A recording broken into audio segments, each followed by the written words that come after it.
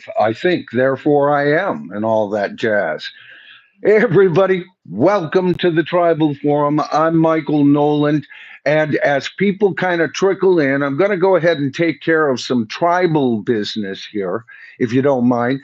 But let me get this all straightened out. You know, you adjust your screen ahead of time, and then when you go live, you find out it's ajar, and I still haven't figured out all the angles of that. Um, all right, so there we go. Tonight we're going to be posing two questions. All right, and we're going to make sure. Let me make sure what's going on here. There we go. All right, great. All right, so like I said, we're going to take care of some tribal business here in the first few minutes. I'm going to read some comments from some of you folks that you provided in my comment section or my post section when I gave an announcement of the stream. Okay, so what I'm doing now is just kind of burning time as I let people kind of trickle on in here. But we're going to be posing two questions regarding the 80s and, of course, rock and roll. First of all, I wanted to announce that I have heard from Storm Cop. All right, James. He did email me. I emailed him. He responded back. He told me that he's doing well. I know a lot of you in the peanut gallery were concerned about him on my last stream. All right. He's doing well, but he did say there's a lot of destruction of both property and homes. All right. So prayers and thoughts to all of you who have gone through all of those horrible uh, uh, storms in the southeastern United States.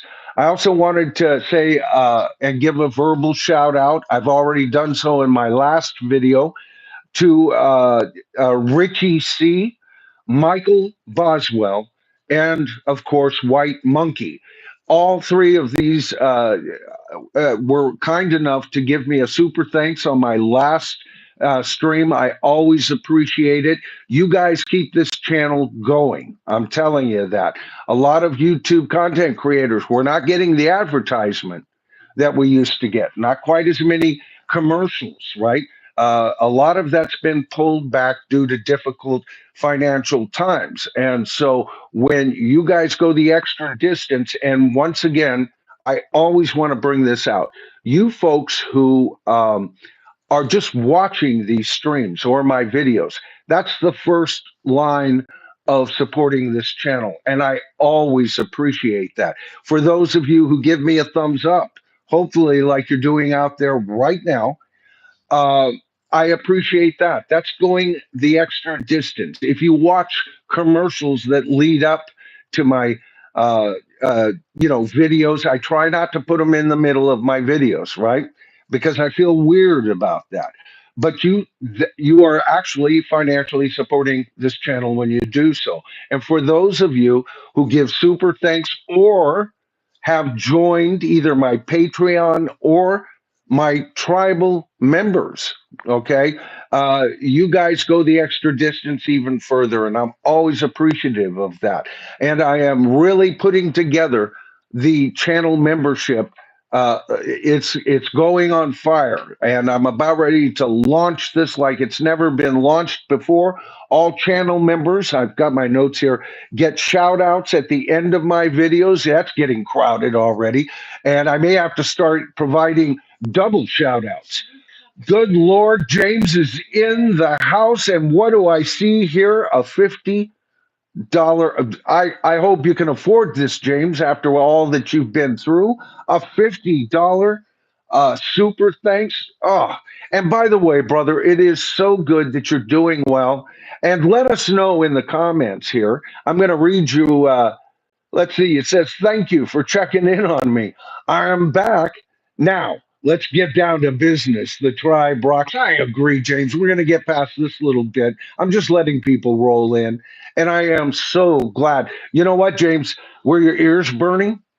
Because in the last stream, a whole lot of us were worried about you, brother. Right there in the comments, those people you see typing away, they were concerned about you because we are the tribe. All right. I always say that at the end of my videos, right? We are the tribe. That's family, baby. Family beyond politics, family beyond religion. It doesn't matter. We all have our different beliefs, but we have one thing in common, and that is we all love, freaking love rock and roll. You rock, brother. Look for your next one. I know James is the first guy to go. I don't do it for those shout outs, so stop that, kind of thing. But, brother, I appreciate it, really do. So, and also the polls that you're getting, not just priority responses. The fourth thing you get right away is a poll. Now, I've launched my first poll, and then I got sick, and it's been hit or miss. I'll tell you, I did my stream on Sunday, and then I had a complete relapse. Feeling better today. It's a day by day type of thing, folks. But that poll kind of got waylaid, and we're going to take that poll back up. All right. And we're going to take a look at it. And you guys, my channel members, will decide on one of my future videos. You have the power, and I appreciate your support. Okay. So the first of two questions,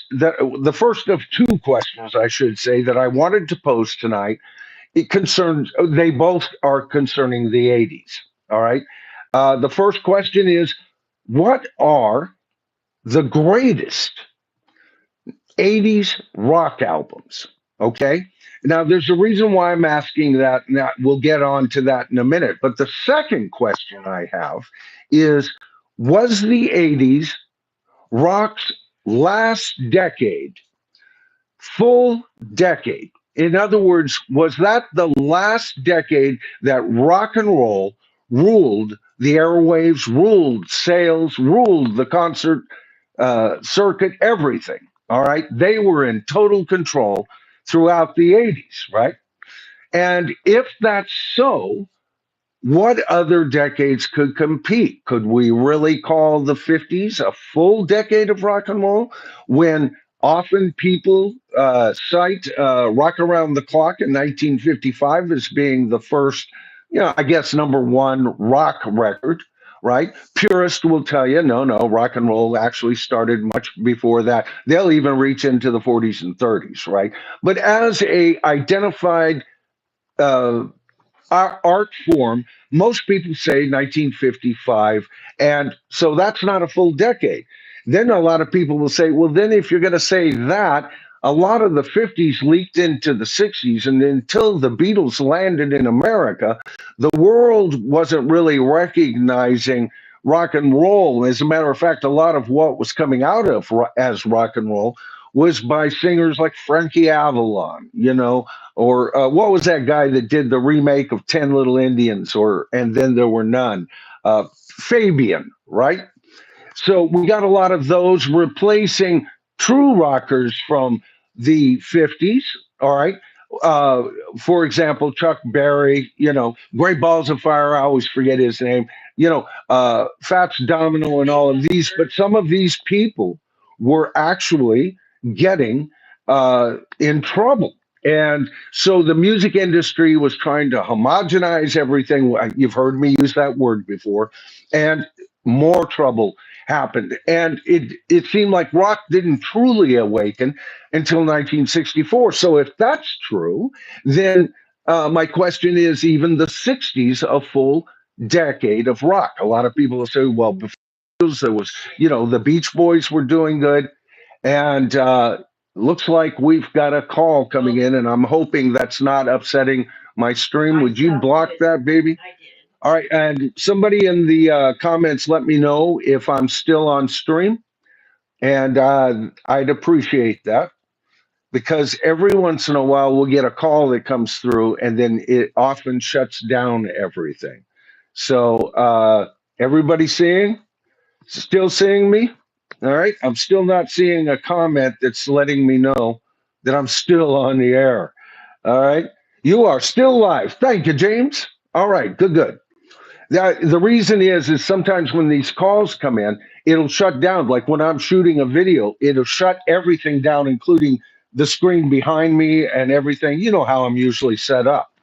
All right. So if that's true, Okay. And I was saying that, well, there was the Beach Boys before the Beatles actually landed, and there was still some great rock and stuff like that happening. All right. So maybe that was a full decade. Some would say no. So, and many people will say that even the 90s wasn't a full decade of rock and roll. Now, I say rock and roll, classic rock lasted to 2005, but I'm being very gracious by extending it to that. And the main reason I do is, well, that gives you a good 50-year period to talk about on the channel and everything. But even a lot of the stuff in the early 20s was starting to be diluted.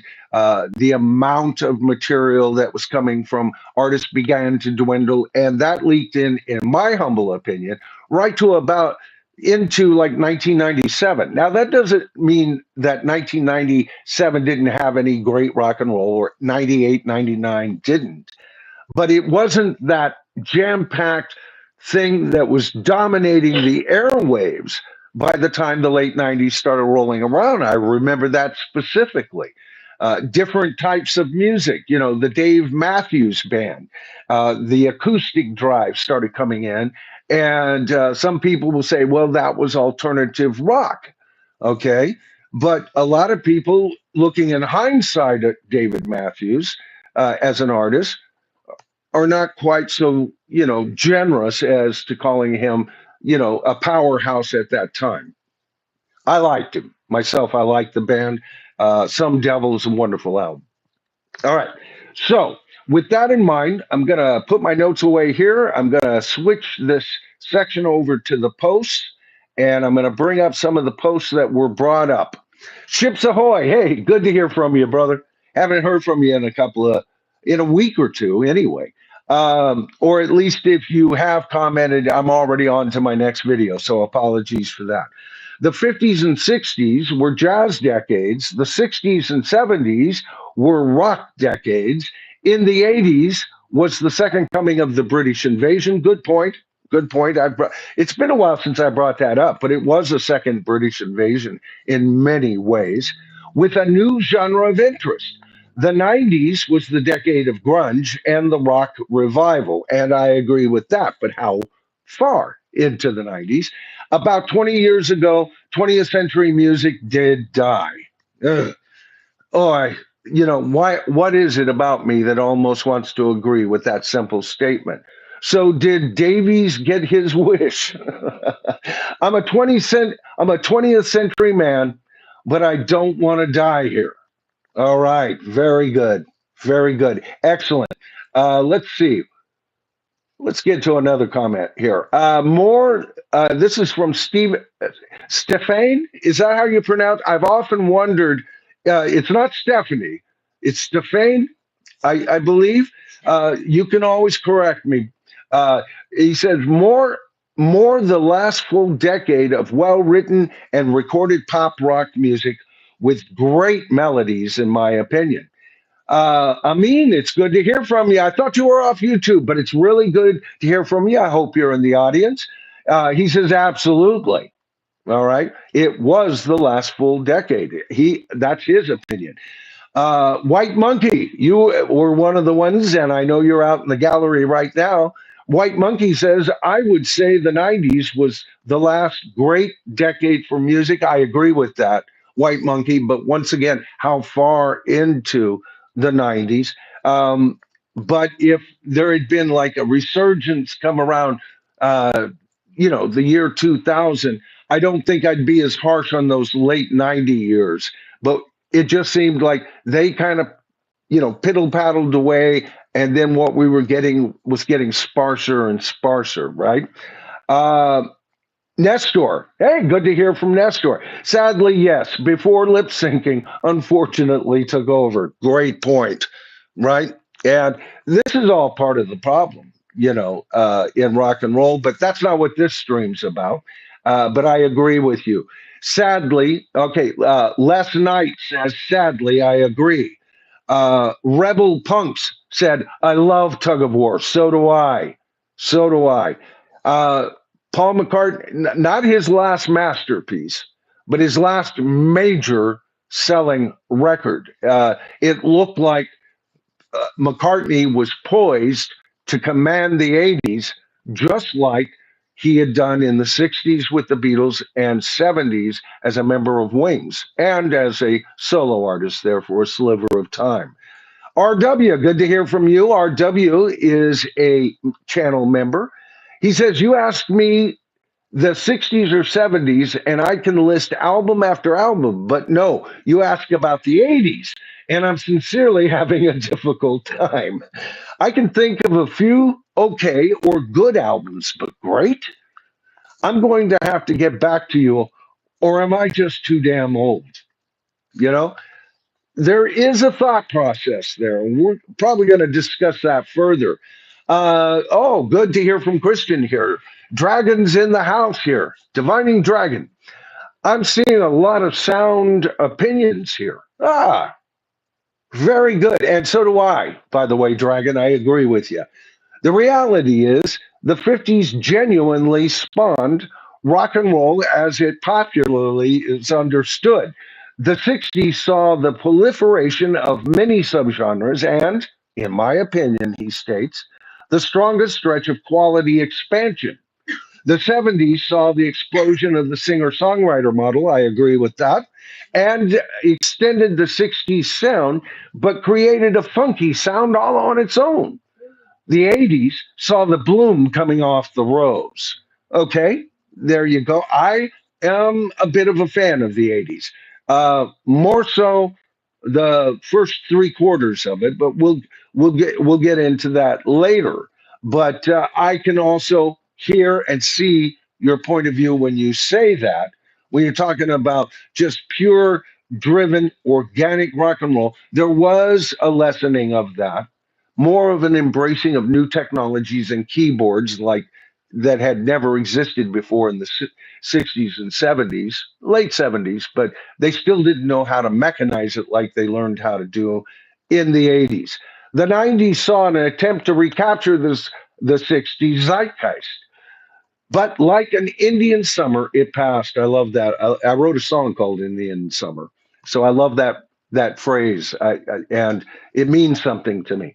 The sounds of rap and hip hop reign supreme over a land sinking into the depths of musical winter. Now, he has a real long thing here, but that's a good portion of it right there.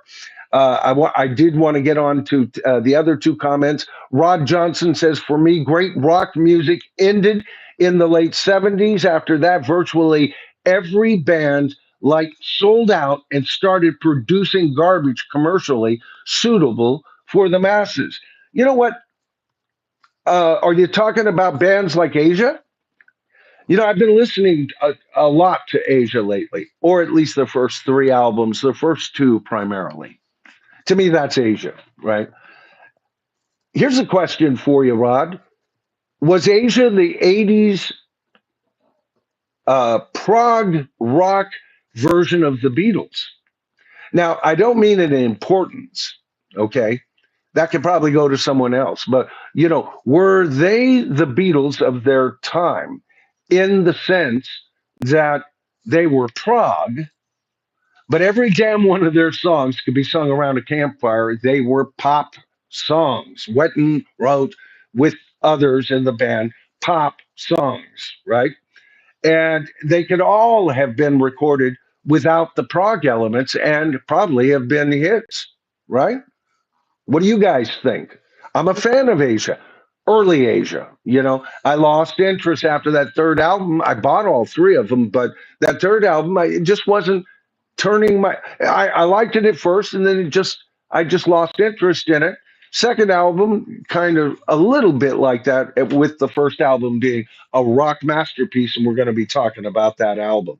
And Frank Clark just signs, he signs in with Cars, right?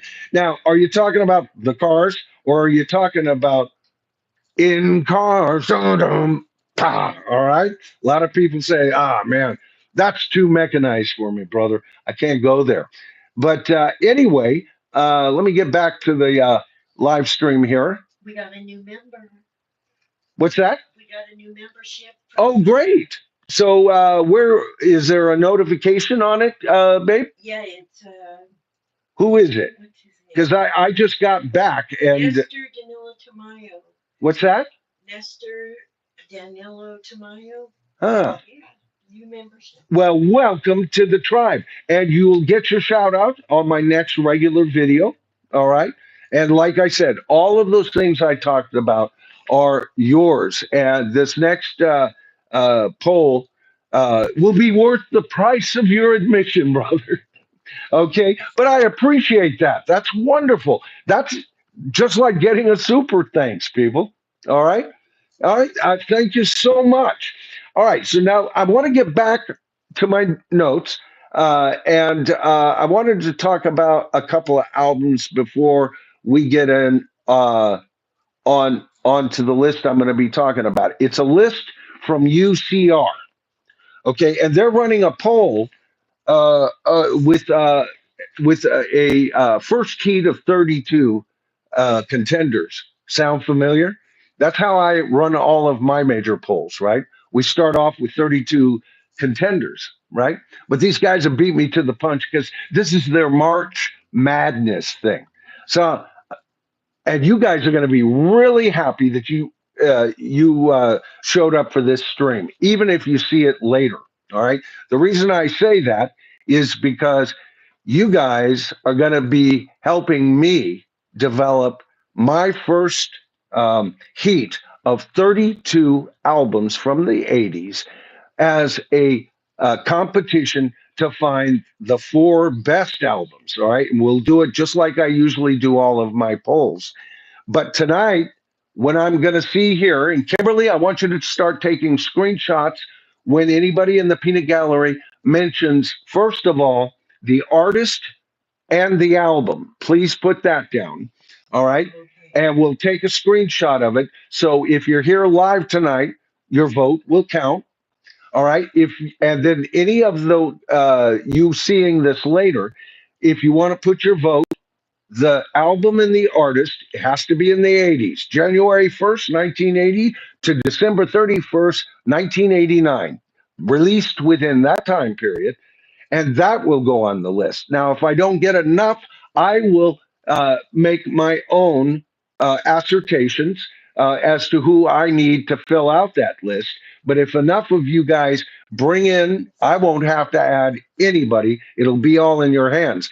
But whether I'm involved or not, it still will be all in your hands because we're going to start with the first 32, then we're going to cut down to the next 16, the next 8, and then the final 4, and we'll rank them. All right. And I will be doing a video on that, celebrating that fact. So this is kind of a big deal here, and what we're going to be doing in the next week to 10, 11, 12 days here on the channel. Depends how fast I can put all this stuff together. Now, what I'm talking about here is, first of all, I'm not going to talk about um, their poll, right? I'm not going to use their list for their poll. But they did include an article of the top 100 albums, I guess, based on sales mainly. All right. It's different from their heat that they're providing us now. That you can go to UCR, that's Ultimate Classic Rock, and you can vote on theirs right now if you want to. I'm not connected with UCR in any way, shape, or form, but I do use it as a resource sometimes to help me put my videos together, one of many resources, right? But I often find the way that they're good at just getting a basic article out where you're reading this, and I've got a couple of articles over here. I can tether them together, and often I'll cover them in my videos.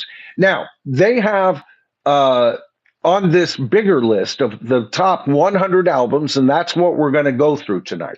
All right. That's going to be what I'm going to be doing. And then I'll get to the comments that are there in the channel. Except, by the way, darling, if anybody gives a super thanks or anything like that, anybody joins, always let me know. And we'll stop the presses right there and we'll get to your question or your statement. All right. And we'll give it its highlight. Now, on this greater list, it's interesting because there are some albums, as many of you know. I have a small LP or vinyl collection. A little over 100 albums so far. I just started a little over a year ago, right? And I buy as I'm kind of rebuying what I had in the old days for the most part. Now here's an album that will be on tonight's list. Love this album. All right. Now a lot of people go, they're kind of sugary sweet pop, kind of heavy metal rock, or I don't know if you'd even consider them metal. I don't know what their designation is, but I love this album. I mean, I kept hearing hit after hit, track after track on the radio, and I finally broke down and bought it. I don't buy everything by Def Leppard, but I've had a few of their albums out, and I love their latest one. Another album that'll be on the list tonight that I have is Roxy Music Avalon. All right. Now, you guys know I've already talked about this album several times, if not here on the channel, over on Royce. I think it's a masterpiece. All right. This is a true rock masterpiece. This, I'm not sure if you would consider this masterpiece level. It's certainly a five-star album, but a five pluser for Avalon by Roxy Music. Well, both albums well deserve to be on a top 100 list, wouldn't you say? I think so. But here's some albums that I didn't see on there. And if we run into them, forgive me. But I have a question why.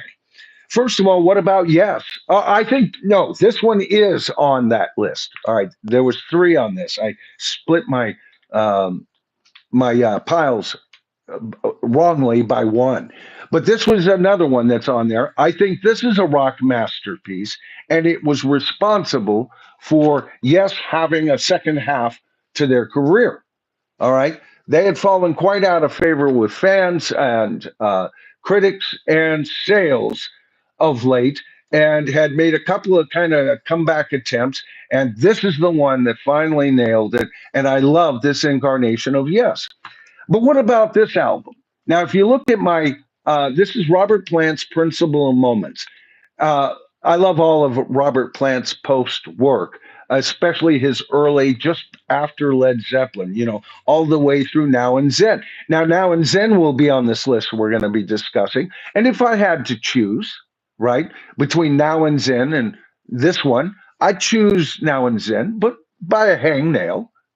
I love all of his immediate post albums, Fate of Nations, they're all wonderful. And yet this isn't on the list of the top 100 greatest albums of the 80s. Now, here's another band, and I wish I had another album by them. I'm just getting them. But this is Turn of a Friendly Card, 1983 by Alan Parsons.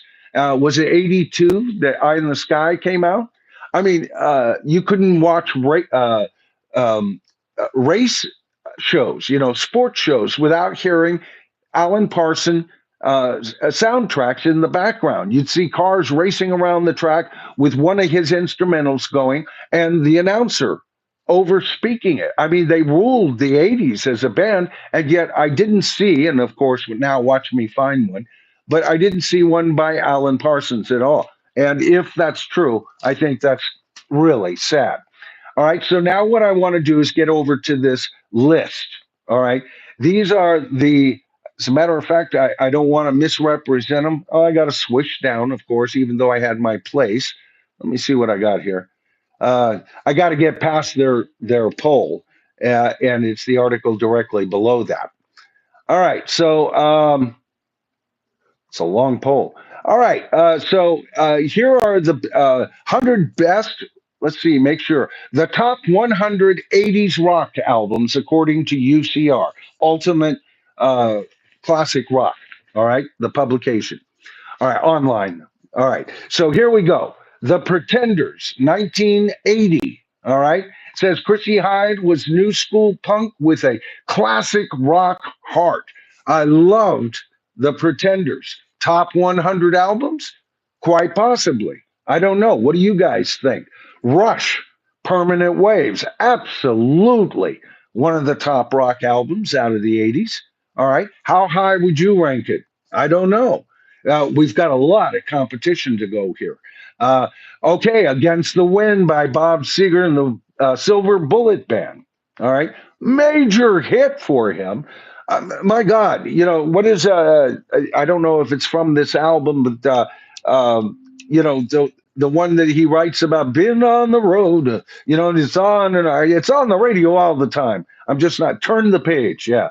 By Bob Seger. It's overplayed, so I almost can't hear it anymore, folks. And it's such a beautiful and wonderful song. I don't know if it was off of this one, but man, Against the Wind, the song. Oh, geez, what an artist! And he had his heyday probably in the '80s.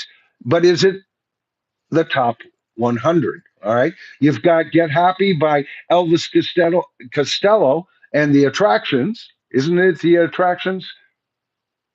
Yeah, yeah, that's an Attractions album.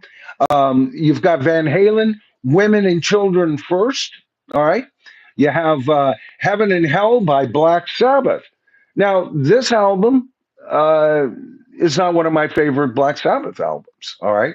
But Black Sabbath was no longer, in my opinion, Black Sabbath. All right. But not true Black Sabbath to me, but a lot of you disagree with me, and I know that. So, what do you guys feel about this particular release by Black Sabbath, Heaven and Hell? What about British Steel by Judas Priest? Okay, major album as far as sales go. All right, I think one of their best albums. Top 100 for the '80s. You know, yeah, I'd have to say definitely.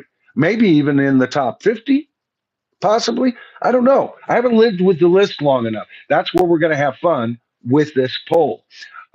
We've got Pete Townsend's Empty Glass. I like the album. It's fine. And top 100? No, not in my opinion. What do you guys think? Okay. We also have Back in Black, AC/DC. We've talked a lot about this album on Royce's and on this channel recently. There's a lot of debate as to whether Bon Scott actually wrote the lyrics for that album. And there's a lot of reason to believe that he did, even though the album came out after his death, and with band members saying that he had provided no studio input into that, which is a provable fallacy, by the way, folks. So he was in the studio. He's on a couple of drum tracks for those early tracks for the album.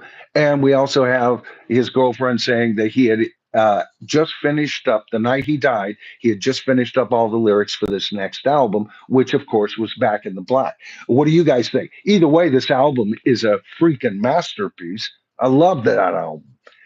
We've got Scary Monsters by David Bowie. How high does this rank as just an album to you folks? We've also got The Blizzard of Oz by Ozzy Osbourne. Major hit.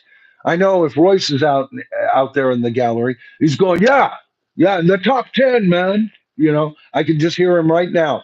The River by Bruce Springsteen, not my favorite Bruce Springsteen album, right? But I remember that was the album that, for a lot of people, broke him, into the mainstream. So it's fine. It's just not one of my favorite Bruce Springsteen albums, but he's on this list a couple of times. Making Movies by Dire Straits. Not my favorite Dire Straits album, but what do you guys think? All right. Is that one of the top 100 albums of the 1980s? Talking Heads, Remain in Light, definitely. Top 100, top 50, maybe. I don't know. 1980s, see, you can't bring anybody from the '70s or the '90s in. Yeah, top 50, definitely. Double Fantasy. Double Fantasy. Okay, so first of all, Double Fantasy, every single song that John Lennon writes on this album has got to be some of his very best, including the stuff he wrote for the Beatles. But then we got the Yoko Ono element to the album, and it spoils it for me. All right. I bought it. I bought the album. I had to. I needed John's songs, but I hated them. I'll tell you what I did is I bought the album, then I made a tape of all of John's songs, and I took that with me in my car, right? And I'd play that as I'm driving down the freeway, and I love it. What I'd like, well, you guys have heard me before, take her stuff off, leave his stuff on, go grab his stuff from Milk and Honey, slap that on as a side two, and then you have John Lennon's very best solo career album, as far as I'm concerned. But they won't do that. Never, not in a million years, and that's kind of sad. Sandinista by The Clash. Sorry, I had a hair in my lip. Sandinista by The Clash, definitely, absolutely. Styx, Paradise Theater. Mm, all right. Yeah, them at their strongest time period of their entire career. What about Face Value by Phil Collins? Now, Face Value, it's got some great material on it, but like I've said in the past, I'm more of a Phil Collins fan. Not, I don't dislike all of his solo stuff. I just like him better with Genesis, and I like Peter Gabriel as a solo artist. All right, so I don't know if he would be in my top 100, but you guys got the power to put him on this next poll and with this album, if you wish. All right, Rush, Moving Pictures, definitely top, top 50 for absolute sure, maybe top 25. I don't know. See, I'm so new to this list. I'm just barely living with it. Definitely a major factor in the 80s. The Police, any damn Police album on this list should be in the top 10 or top 15 anyway. If I I'm just trying to think of who would compete with and everything, and what albums would be included. But maybe with this list, every damn one of them should be in the top 10. But I'm a major Police fan. I'm a fan of Sting. Bought all of his solo albums up to early 2000s, and then he just got too pedestrian for me. Got boring, to be honest with you. Billy Squire, Don't Say No. How big of an album was that for you? Wasn't a big one for me, but what about the rest of you? Like I said, the power is with the tribe on this one. All I'm doing is facilitating matters here. Fair Warning by Van Halen, second Van Halen album on there. And this isn't going to do this to me again, is it? This damned iPad. Well, if it does it, it'll unfreeze and I can get back to it later. There we go. Good. You got, it's, I thought so. How about Foreigner 4?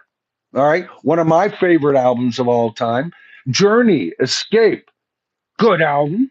Good album. But again, I liked early Journey. I liked everything they did on their first two albums. I, it's a hit and miss with me with Journey, but I know a lot of you are major Journey fans. I know entire channels who do nothing but Journey videos, it seems like. And you know what? They get good responses for those videos. So there's lots of fans for Neil, Sean, and company. Stevie Nicks, Belladonna, he's got some great hits on that. Never bought it, never would. It's Stevie Nicks. She's evil. But what else can I say? A great singer, songwriter, great vocalist, and her best solo stuff are pretty damn decent, hits and everything up to a point. Then she got pedestrian. But yeah, Belladonna's a major album. I never bought it. I never bought it. I am a major, I liked her with, Fleetwood Mac and never was interested in her solo career whatsoever. Tattoo You by the Rolling Stones, definitely in the top 100. How high? I don't know. This is 80 Stones. You know what I'd say? Genesis, Abacab. All right. What about Discipline by King Crimson? Crimson. All right. Now, I haven't followed King Crimson. Um, real closely yet. Like I said, I'm reassessing their catalog. So when we were going through the 80s, I didn't follow them at all. So I'm not familiar with this particular album yet. I'm real slow. I'm so busy on the channel, but I did make a promise I'd be reevaluating King Crimson. Motley Crue, Too Fast for Love. All right. 1981, back when they were actually a pretty decent band. I never bought any of their albums. You all know what I think about Motley Crue, but I could see that if you're a Motley Crue fan, this is one of the albums that definitely would be up there that you would defend the honor of that band, right? Another Ozzy Osbourne, Diary of a Madman. All right. Major. Royce is slowly turning me into an Ozzy Osbourne fan. So I'll be looking for that one. All right. As well as the one we just got through talking about. Asia, I've been listening to this album a lot lately. Their very first one. I love the fact, yeah, and this is what I was talking about early on in the stream is were they the 80s Beatles? I mean, all of those songs could have been recorded in Beatles style, rearranged and everything. And I think they would have been pretty much hits, or certainly they would have been in the 70s when that thing was more in fashion. But more than prog, they're definitely prog, but they're like prog light. I don't know because all of their melodies are very melodic, pop oriented, and everything else. And Yes has done that in various incarnations of their band, but they don't lean on it so much. And of course, later in incarnations of this band, I didn't follow at all. I had their first three albums. I listened heavily to the first two. First one, I thought I liked it at first. I just lost interest in it. What do you guys think?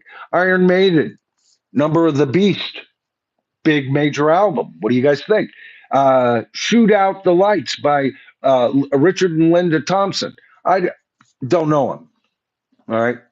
You guys can edify me on just who these guys are. Never caught on to it. I don't know. Are they from what? Are they the tops? I don't know. I'm not even going to open my mouth any further. Tug of War, you guys know what I think about that. All right, it's a masterpiece by Paul McCartney, and I loved this album. When this album came out, I go, he is so prepped to go solo and to continue to, rule the airwaves. Now, he didn't just cease ruling the airwaves with this album. He still had a few hits down the pike, and everything. But his albums really didn't sell like this one afterwards. And this was his last humongous effort. Most people, or many casual Beatle and Paul McCartney fans, would say this is his last great album. I don't agree with that. His last truly great masterpiece is Memory Almost Full. Okay, in my opinion. All right. The list goes on here. Toto. All right. Toto 4. All right. Great album. We've been talking a whole lot about Steve Lukather. Avalon. I showed my copy. I told you it was on the list, right?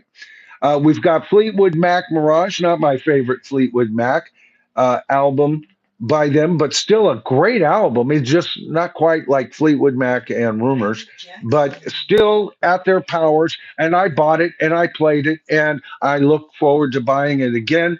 Top 100 albums, maybe in the lower end for me. I don't know. Again, I haven't lived long enough with this list, folks. You know. Um, You've got Imperial Bedroom by Elvis Costello, second time he's on the list, right? And of course, you have Screaming for Vengeance, Judas Priest, making, what is this, their second or third nomination on the list? Nebraska. Now, I'm really glad to see Nebraska on this list. Anybody who has been following my channel knows that I think Nebraska is one of Bruce Springsteen's finest albums, probably my second favorite album by him. But I like albums by Bruce Springsteen that Bruce Springsteen fans aren't crazy about. I like Lucky Town and its companion album as well. Nebraska is Bruce stripped as bare as you can, recorded on the barest equipment. I know. I had this very same equipment that Bruce had. As a matter of fact, it was Bruce recording this album that got me back into multi-track recording. I had been multi-track recording prior to this album on reel to reel. I got into high-speed cassette deck recording because of this album. So to me, this album would be in the top 20 for sure for the 80s. Definitely. Security, Peter Gabriel, anything by Peter Gabriel on this list should be on this list and probably in the top 25. All right. I love this. I love this album. I love all his stuff. Kiss, Creatures of the Night. Enough said. No, I'm sorry. Not a Kiss fan. Certainly not Kiss in the 80s at all. But what do you guys think? What do you of the Kiss Army think? Is that album worthy to be in the top 100 rock albums of all time for 10 years, for a 10-year period? Not for me, but maybe for some of you. Of course, next up was Def Leppard Pyromania, which I just showed you my copy of. ZZ Top, Eliminator. Anything ZZ topped in the 80s should be in the top 100. So far, their first nomination here. David Bowie, Let's Dance. I've said it many times. That'll be in my top 10, okay, and maybe high in the top 10 for the 80s. It seems to me a lot of people are apologizing. They're apologists for David Bowie and they on purpose choose other albums. I think this is his masterpiece that does not take away anything from Stardust or any of his post albums or anything else. To me, for one thing, it's got Stevie Ray Vaughan on it. For another thing, it's just got some of the best damn songwriting known to man on it. All right. Just the songs. I don't care how it was recorded. And on top of that, it's like an album. It's like Sergeant Pepper. It's frozen in time, isn't it? It has that 80s vibe. It can't escape that time period. That's what makes it so precious. I think it should be very high on this list. What do you guys think? All right. So then we get down to Dio, Holy Diver. Again, I'm not a Dio fan, but I know a lot of you are. All right. And so I'll give you the same question that I gave the Black Sabbath fans. Is this album worthy to be in the top 100? And if so, how high? Right? Got another Iron Maiden here, of course. Peace of Mind. All right. Iron Maiden was just a mainstay of the 80s. Totally there. Here's an album I'm glad to see on the list, Texas Flood by Stevie Ray Vaughan, one of my favorite albums. And what a cool album cover. Stevie Ray Vaughan never looked better than that photo. Actually, he looks real close to being as good looking in that photo. He's just a cool looking dude, right? Love that album too. Police Synchronicity, which is their finest album. And like I said before, as far as I'm concerned, every single one of their albums should be on this list. So far, this is only the second one nominated here. But Synchronicity is a rock masterpiece and would definitely be in my top 10 of all time rock masterpieces. And you guys gave me an idea. I do want to do a video on that. My top, I don't know how many albums in rock and roll. I haven't been doing my top anything videos for a while. And I think that would be a good video to connect with. All right. My top, how many, what, 150, 25 albums in rock and roll of all time, no matter what year or decade. I really want to put that together. Of course, Metallica, Kill 'Em All, right? Classic, all right? You've got Billy Joel and Innocent Man, not my favorite album by Billy Joel, and I am a Billy Joel fan, but Innocent Man's up for contention. What do you guys think? You've got Motley Crue out again, Shout at the Devil. I'm going to just keep all my quips to myself. If you are Motley Crue fans, I want to hear, is this album good enough to be in the top 100 albums for an entire decade? I mean, thousands of albums came out in that 10-year period by thousands of, artists. Certainly hundreds and hundreds of artists. So you've got Rebel Yell by Billy Joel. I say, hell yeah. Hell yeah. With a rebel yell, I say, hell yeah. I love that album. Of course, the next one up was 90125 by Yes. I showed you my copy. All right. And so far, that's the only album put on this list for Yes at all. The Cars, Heartbeat City. Love that album. Love the Cars. Bought all their stuff, up until, Benjamin Orr was no longer there, but I loved the freaking Cars. Uh, I mean, the Cars were one of those albums, if you're doing, housework or yard work, crank that sucker up. It makes the job so less difficult and even at times fun. Now I've got this Your thing. Top wants to know where the list is posted. The list is posted again. I said it earlier. It's on UCR. All right. And it's one of their latest articles, by the way. So just to let you know that. All right. UCR, Ultimate Classic Rock. Just uh, for me, I just type in rock news and I've got, they give you a list of people, and usually UCR winds up real high on the suggestions. So that'd be a good way to focus in on this list. Stay Hungry, Twisted Sister. Like I've said, not a Twisted Sister fan. So none of their albums would be on my top 100 list in the 80s, but I am a fan of Dee Snider and the Balls the Man shows. Uh, he's a cowboy. He's a cowboy, all right. And what's going on here? Every time I get into one of these, you know, okay. So we have Los Lobos. How Will the Wolf Survive? All right. Great album. John Fogerty, Center Field, his comeback album, man. I think it's as good as anything with Creedence Clearwater Revival. I'm a John Fogerty fan. All right, I absolutely love him as an artist, single or with Creedence Clearwater Revival. So anything with a John Fogerty handle on it would be in my top 100. Matter of fact, Center Field would be in the top half of that for sure, and maybe quite high on the top half of that. Tom Petty and the Heartbreakers, Southern accents, absolutely top.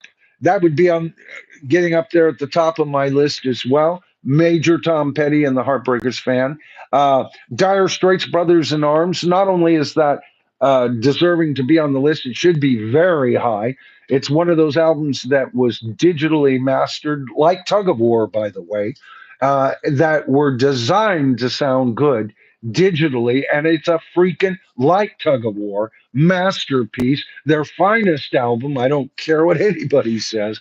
Brothers in Arms would be very high on my list, maybe the top 10. Dream of the Blue Turtles by Sting, definitely in my top 100. How high? I don't know, pretty high. I'd probably in the top 25. It broke new ground. It sounded like Sting, yet not quite like the Police, yet enough like the Police that it brought in a lot of Police fans as well.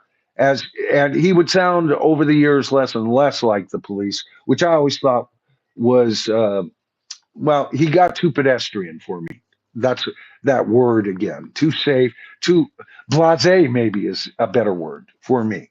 John Cougar Mellencamp, I've had my criticisms of the man, but not the artist. Bought everything from him. All right. And Scarecrow is one of his finest albums and would rank quite high on my list. It's too bad he's turned into such a dirtbag. Rain Dogs by Tom Waits. Tom Waits never really rang my chimes, and I know he's got a lot of fans out there. And just because he doesn't ring my chimes, I know he's got a real organic sound that people really love, that voice and everything. But is he worthy of the top 100 rock albums of the 1980s? That's my question to you folks. All right. You've got Bob Dylan, his album Biograph. I don't never collected Bob Dylan albums. Love him as a songwriter. I really love him as a songwriter, but the voice grates on me, and I just never bought his albums. I never turned off his stuff on the radio, though. I enjoyed him, but I wasn't a collector of Bob Dylan um, products at all. Master of Puppets, ooh, that's got to be pretty high, right? On everybody's list, unless you just hate heavy metal. All right. And that's okay. Everybody has a right to hate, you know, Herman. You know, you can hate what you don't like in rock and roll. That's your opinion. 5150 by Van Halen making the list a couple of, what, three or four times now. Certainly three. All right. One of Gabriel's best albums. So anything, like I said, anything out of the 80s, especially from Peter Gabriel, would be in my top 100 and would be in the top 50 for sure. And a couple of them getting very high, approaching the top 10, if not well in the top 10 on a couple of them. All right, David Lee Roth. Eat 'em and Smile. Never was a fan of David once he left Van Halen. What do you guys think? I know he had a successful career there at the beginning. You know, is the album that good? I don't know. I've not listened to it. You guys have to let me know. Bon Jovi, Slippery When Wet, Oh, love major Bon hit for Jovi. him. What's that, darling? Love Bon Jovi. Yeah, uh, Kimberly says love Bon Jovi. Bon Jovi, I liked him too. I really do like Bon Jovi. I bought all their better albums, right? Not everything. Uh, they were the one hair band. At first they were a hair band. Come on, they were one of the hair bands. They were the one hair band that actually got to me. They had enough of a songwriting approach that grabbed me. And I just loved their sound and everything. Their pretty boy initial look wasn't all that I liked, but it was the material that grabbed me at that point, really, to be honest with you. Orgasmatron by Motorhead. All right. Major band. Okay. How high on this list should that be? Or should it even be on the list? Maybe some of you don't think that Motorhead is deserving. So it flicked out on me, and I got to get back to my place here, folks. But boy, it went right to the bottom quick, didn't it? Okay. All right, Appetite for Destruction, Guns N' Roses, Lonesome Jubilee by Mellencamp, absolutely. Again, before he lost his head up his ass, Sentimental Hygiene by Warren Zevon. I think so. Top 100, definitely. Tunnel of Love, Bruce Springsteen. Again, not one of my favorite Bruce Springsteen albums, but maybe one of yours. Joe Satriani, Surfing with the Alien. I bought this album just for the freaking cover. Major Silver Surfer fan. All right. And Now in Zen by Robert Plant. Yeah. And probably very close to the top, definitely in the top 10 for the 80s for me, and very high in the top 10 for me. But you guys know I'm a Zepp head, right? Uh, Eric Clapton Crossroads was the first box set CD to be released, and I bought it. I had it. You know, I still may have some of the CDs packed away. I got rid of the packaging. There's a long story. None of you want to be bored with it, but I loved that box set. But is it really an out? It's more of a compilation. I don't know. What do you guys think? We've got Vivid by Living Color. Uh, Nothing Shocking by Jane's Addiction. But you guys let me know.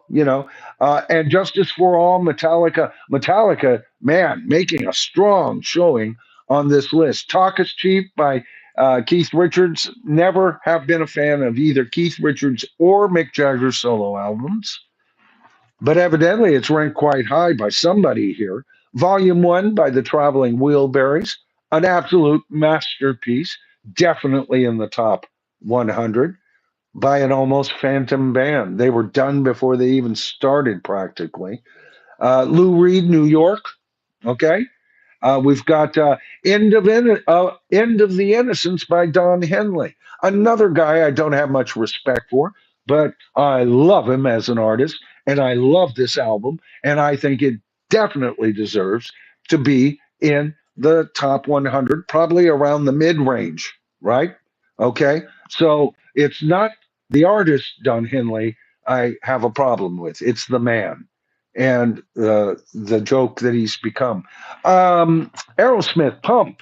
Bought this album the second it came out. Loved it. Played it to death. Another Bob Dylan, Oh Mercy. What do you guys think? We've got Dr. Feelgood. Again, another Motley Crue album.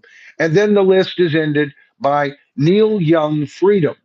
Now, I'm not crazy about that album. What do you guys think? And I'm a major Neil Young fan, but I'd lost interest and dropped out, being a whole lot interested in a lot of what Neil Young was doing there.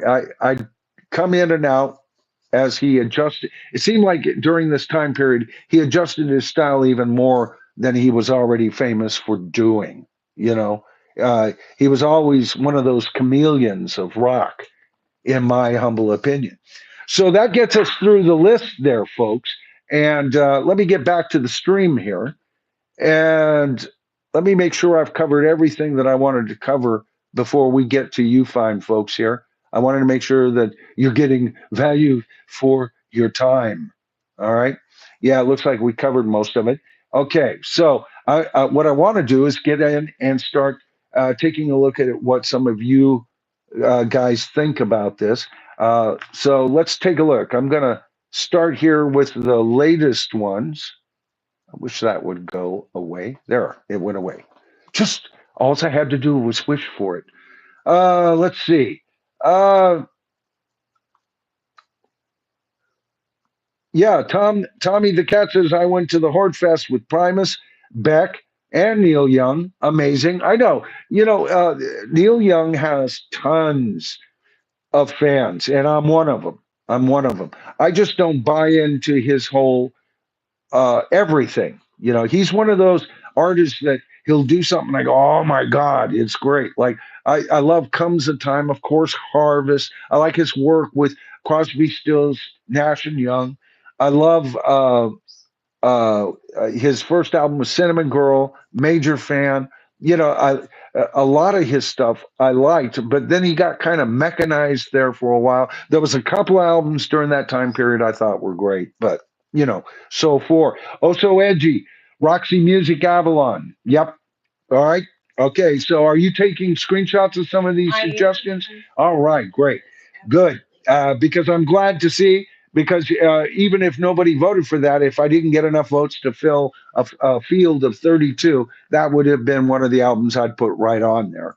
So I'm glad it's getting, a vote or a mention here. Crimes of Passion. Okay. All right. That goes into the bin here. Not a big fan of Neil Young, James Hunter says. I find the voice grates on me. Yeah, and he does for a lot of people. He's one, and with all my criticism of Axl Rose, you'd think maybe Neil Young would be one of those that I would have problem with too. I got to admit, when I first heard him, I had to get used to his voice, but it somehow seeded into me. I love his work, and even the albums I don't care for, I know there's a big he's an artist. He's a consummate artist. He does a fine job. All right. What about Kansas? Yeah, I didn't see a Kansas album on there. That's interesting. But had they already reached their hiatus at that? I'm trying to think what came out what year by Kansas, right? The Highwaymen, right? But not quite rock and roll. I'm a major fan of them. Love that group. Absolutely love that group. Royce in the House, Aerosmith Pump, an excellent album. You're good to see you, Royce. Yes, you're absolutely right. I had said when I went over that I thought, I bought it immediately. I love it. I didn't care for the album cover for whatever reason. It never has turned me on, but I was a big Aerosmith fan and, loved them. I loved them right up to the album they did right after Honkin' with Bobo. It's not coming to me. Everybody said, with the female robot on top, and um, is that I want to say Push, and it's not coming to me. But I love Aerosmith. Um, like Richard Solo, not mix as much. Okay, so there, make sure you get your vote in for him. Here, all those people are up. You can use those people, or you can come up with your own ideas. Right? I'm just trying to get an idea to seed a field of 32 to run a series of polls where you guys can vote on the four greatest albums in rock and roll and number four, number three, number two, number one. All right. And I'll be doing a video on that. I was going to mention Jane's Addiction next. Okay. There you go. Let's see. And that was Bengal Gangster who said that. Oh So Edgy. Think of Might Have Been 1979, but Japan Quiet Life. All right. Not familiar. Not familiar, brother. Uh, Bengal Gangster once again says like Plant's debut the best, right? I think he got a little better with each album. Myself got more excited right up to I'd say Fate of Nations, right? Zeta Now, Fate of Nations, that time area, and I thought he just got better. And why has he? It's like he's totally forgotten about that time period in his, and it's probably his second most successful time period as an artist, second only to Led Zeppelin, the Led Zeppelin time period. And he doesn't do much to honor that. It's like for years and years on end, you get Paul McCartney hardly mentioning Wings, and then he gets a Wings nut up his ass, and he's got to all of a sudden put out an album or a series or this or that, and he's back on that these days. But it's been 10 years since I think the man's even hardly mentioned him, you know. So what do you do with that? Rob L. Rob from Vermont. Oh, okay. This is a private conversation. All right. Oh, so edgy. Duran Duran critics never liked them, but they made some of the finest pop rock of the 80s. I agree. I'm a Duran Duran fan. All right. Like I've said before, I like good, hard ass kicking rock and roll, but I also like great pop rock. And to me, Duran Duran, and I love that comeback they had. What was that, early 90s? Was that as late as the early 90s when they'd been out for a while and they came back? I love that out. Is that the wedding album? Love that album. Septura. Okay. Oh, Sepultura does a great cover of Orgasmatron. I'm not familiar with the band. That's why I didn't pronounce it right. Okay. Dragon says, oh, that's a private conversation. We'll let you guys talk amongst yourselves. Um, let's see. Who else is talking here? Another nod for Duran Duran, Rio. Yeah, I love that album. Why isn't that in the top 100? All right. Europe, The Final Countdown, Little River Band. I love that first Little River Band. Um, and and it was the hit, Reminiscing, that did it for me. At the time, it sounded fresh, guys. I know it kind of yeah, it gets lumped into whatever people call yacht rock, along with Christopher Cross's first album that, the whole album was practically a hit, and it gets kind of tied in. But see, I didn't see it like that at the time. I didn't hear it. Matter of fact, there was a couple of songs by artists I was a major McCartney fan. And so when somebody would come up with a song that I thought Paul McCartney could write, I thought Reminiscing sounded like kind of a not his voice, but kind of like a Paul McCartney song at the time, just like I'm Not in Love. I heard that and I go, my God, to me, that practically sounded like maybe I'm Amazed Part Two or something to me. So, but yeah, major fan of, the Fabulous Five, as they used to be called back in the day. All right. Let's see what else. I like Loverboy as well, but it is radio rock, just a fun concert. And I know a lot of people say that. I wasn't into Loverboy. Headbands. I played tennis very seriously in those years, and headbands were for when you played tennis, man, not when you got up on stage. For me, I just headband rock. It blew me away. Marshall Tucker. Okay. Yeah, major artist, but how, for the 80s, top 100 rock albums, we've talked about all of these. I don't know. I wouldn't have trouble with it if that wound up on it. I mean, a major artist, right? Tommy the Cat, how about Slayer, Rain in Blood, and South of Heaven? Kidding. I love them, but too much for this list. Okay, bro. Enough said. All right. James Hunter, any Talking Heads fans? Remain in Light. Has to be a contender, right? I think the Talking Heads should be up there in the top 100. At least one of their freaking albums, right? If not more. Um, yeah, that they added. There were certain bands that added a specialness to the and kept people creating. Right, wasn't all from uh, one style of music in those days. That's why a lot of traditional rock bands didn't fare as well during that time, unless they grew their hair. You know, reinvented the three chord concept and called themselves Motley Spew. Now, I said I wasn't going to do that. tonight. I'm sorry. Shame on me. All right, another vote, Stephen Hildebrand, Duran Duran. Okay, not so just by your response tonight, I can't see Duran Duran not making the 32. All right, we're talking the 80s, folks. We're not comparing. Look, here's the deal. We're not comparing Duran Duran to the Beatles. We're not comparing Duran Duran to Led Zeppelin or the Stones in the 70s or the 60s. We're comparing Duran Duran to what we considered rock, right? Uh, and other rock bands in the 80s in that sliver of time. I think they rank very well when you consider, you know, that you're confining them to, well, and they are, except for a sliver of time in the 90s, they were confined to the 80s for the most part. They're part of the 80s sound, you know. Uh, let's see. What else do we have here?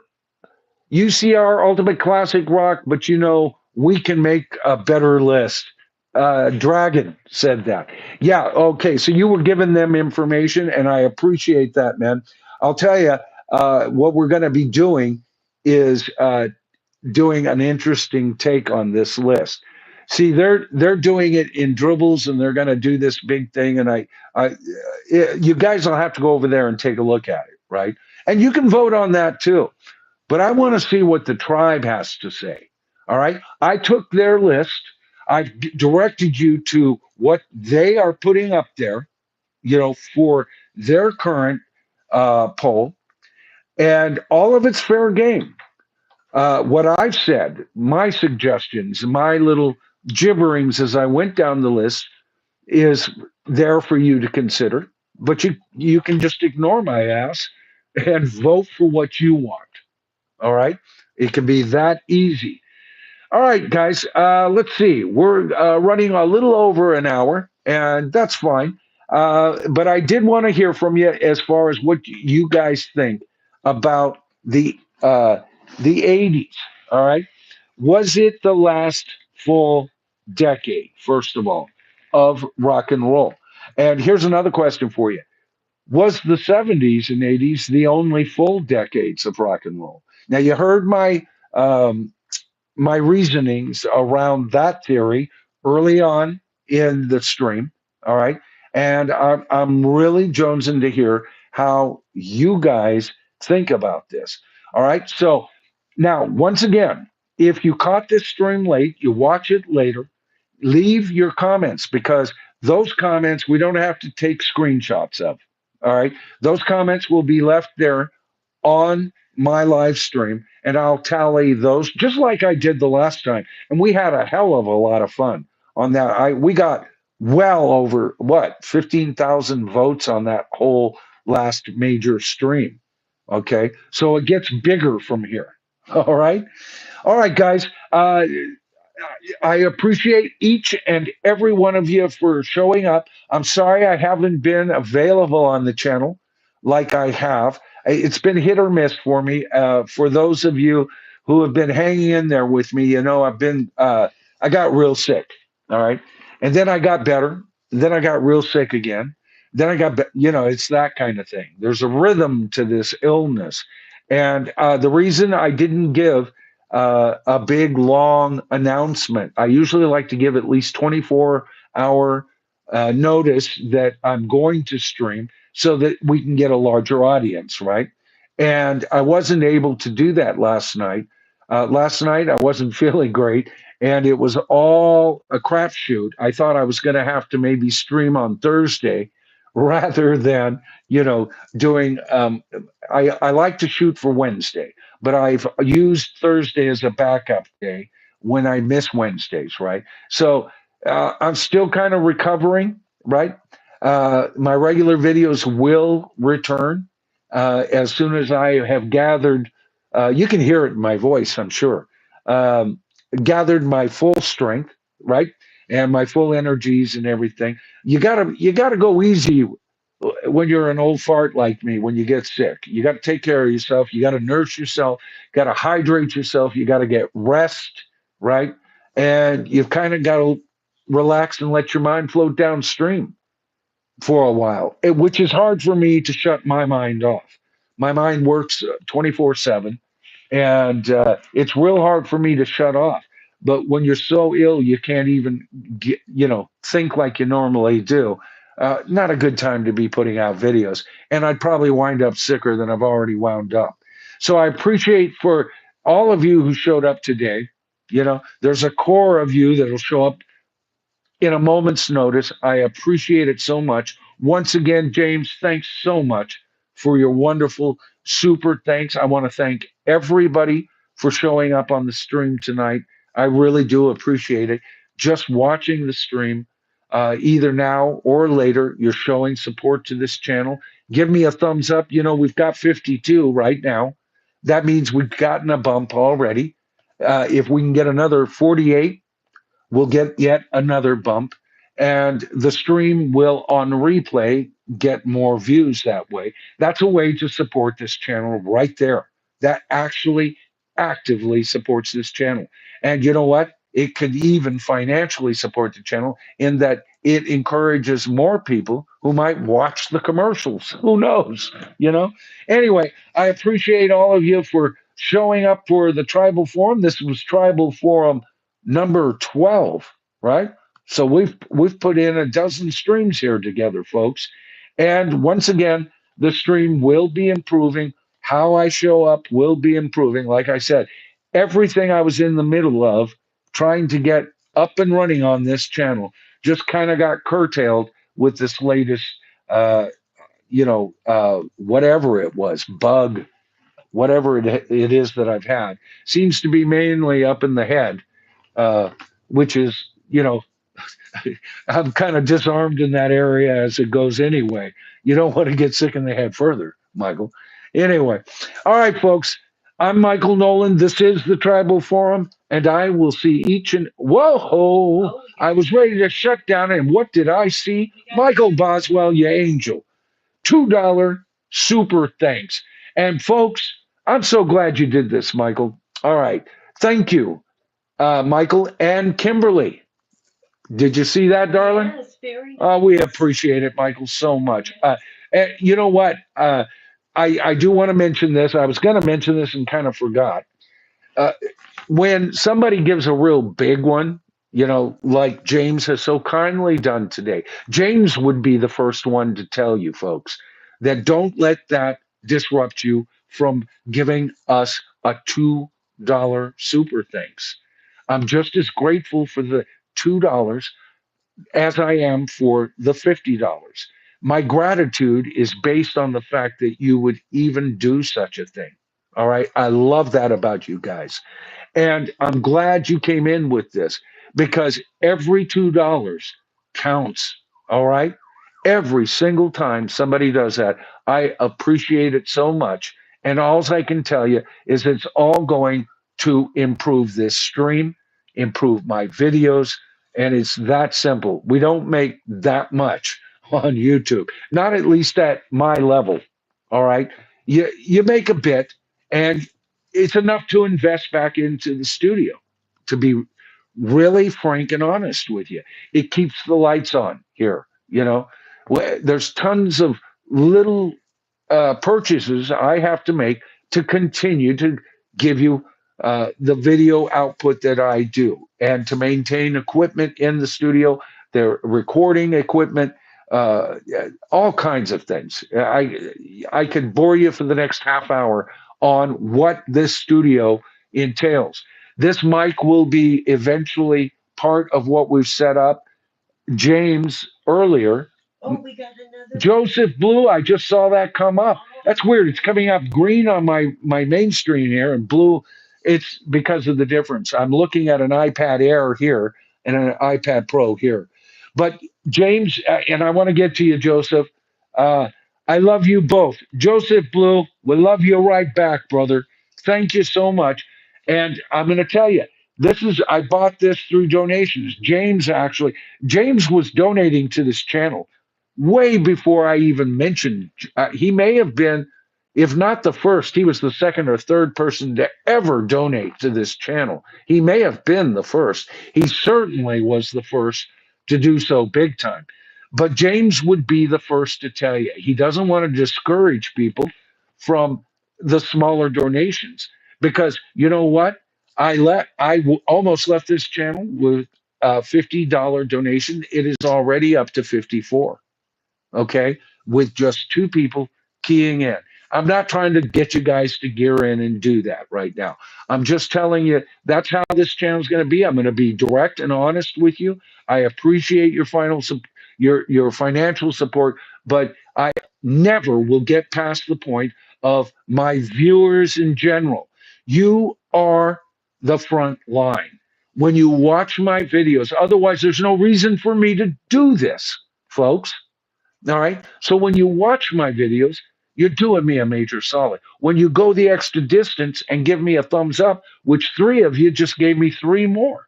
Thank you so much. We're down to 45 to reach that number 100. Okay. All right. And I appreciate that. All right. See, that gets it into more feeds. More feeds means more people watching.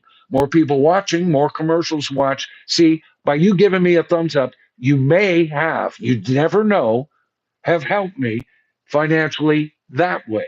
And when you directly help financially, well, all I can say is in my very next regular video, watch for your names. All three of you will be shouted out and you will be designated, as I always do, as rock stars. None of you outranking the other. All right. It's the thought that counts. I appreciate it so much. All right, folks, I'm going to sign off now. We went for about an hour and 21 minutes today. That's more than my usual thing that I can do on Sunday, right? And it's maybe my second longest stream so far. We went over 2 hours the last time. But like I said, I did what my energy uh, gave me to do, and I told myself, you're going to go the full hour no matter what. You're going to go the full hour. You have the material, build it and they will come, right? And I actually had a bit more energy. All right, folks, I'm going to close this off. I'm Michael Noland. This is the bottom line. That's the name of the channel. But when I stream live here, this is the Tribal Forum.